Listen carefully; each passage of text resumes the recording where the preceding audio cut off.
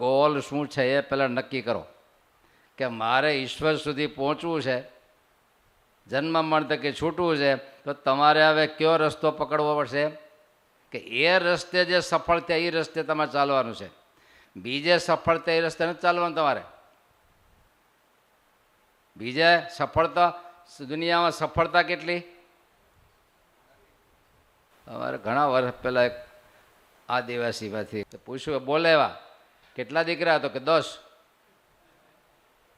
પછી પૂછ્યું કે આમ કેમ?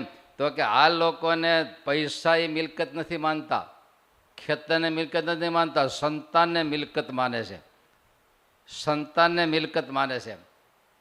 જાજા દીકરા એ મોટો સંપત્તિવાન કહેવાય. એમ બોલો, જો તમારી સંપત્તિ કોઈ લઈ જાય તમને ભીખ લાગે નહીં? તો એની આ સંપત્તિ છે. એમ દરેક ઠેકાણે અલગ અલગ સંપત્તિની સફળતા માની છે ને. તમે હું સફળતા માની એ તમારે નક્કી કરવાનું હોય, અને એ નક્કી કર્યા પછી તમારો રાહ નક્કી થાય. પહેલાં તમારું ધ્યેય નક્કી થાય. પહેલાં તમે શું સફળતા માની છે એને અનુસારે ધ્યેય નક્કી થાય, અને ધ્યેય નક્કી થાય તમારો રસ્તો એ નક્કી થાય. અને એ રસ્તા નક્કી થયા પછી તમારે આયોજન કરવું પડે. કેટલો સમય અહીંથી રેલવે સ્ટેશન જવું હોય તો કે આ રસ્તો, પણ કેટલો દૂર છે એ પ્રમાણે તમારી સ્પીડ તમારે નક્કી થાય. બધું શું આયોજન? પહેલું ધ્યેય, પછી શું આયોજન, અને પછી શું કરવાનું?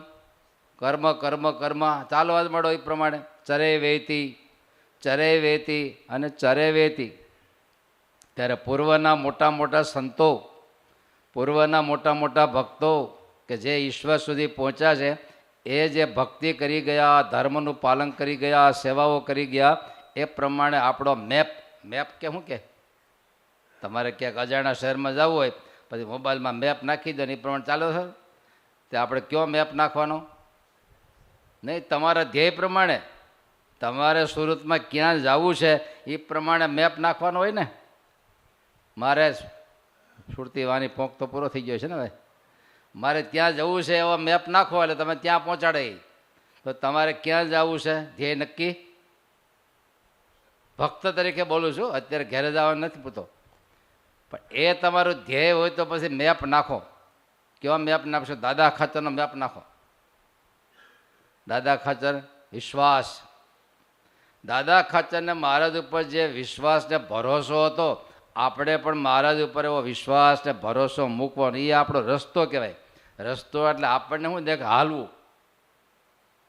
એમ નથી, જીવનના મૂલ્યોને ગ્રહણ કરવા એ રસ્તો છે. એની રીત આપણી રે, બીજી રીતે બાદ પર હરો પરી પાપણી રે, વળગી એવ રાદ ફોગટ પડતા બીજા ફંદમાં રે, આવે દુઃખ અત્યંત. નિષ્કુળાનંદ સ્વામીને ધોકો જ હોય, વાહલો જ હોય, કુહાડો જ હોય. એની રીત આપણી રે, બીજી રીતે બાદ. બીજું બાદ એટલે બાંધવું નથી, પણ નડતરરૂપ છે.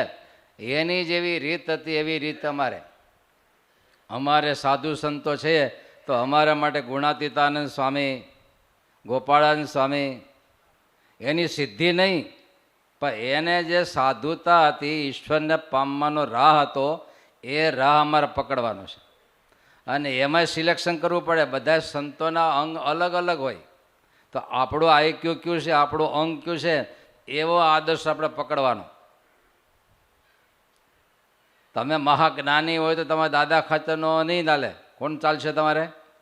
મહારાજ કે ઝીણાભાઈને સમજણનું અંગ, તો આપણે સમજણ. મહારાજ કે ભગવાનનો આશરો 3 પ્રકારનો: મૂઢપણેનો આશરો, પ્રીતિથી થતો આશરો, અને સમજણનો. તમારે કયો છે? 3 મિક્સિંગ છે. કયો? 99% વિશ્વાસમાં જ દરેકે જવાનું છે. 99% વિશ્વાસમાં જવાનું છે. ભગવાન ઉપર 100% વિશ્વાસ મૂકીને જ ચાલવાનું છે. એટલી બધી પ્રીતિ નથી કે તમારે એ પ્રીતિ પૂર્ણ થાય ને આશરો થાય. એટલી બધી મહિમાની સમજણ નથી કે તમારી સમજણ પૂરી થાય સુખદેવજીની ઘોડે અને તમને આશરો થાય. એક જ છે. કયું? મૂઢપણે કરીને આશરો પકડવો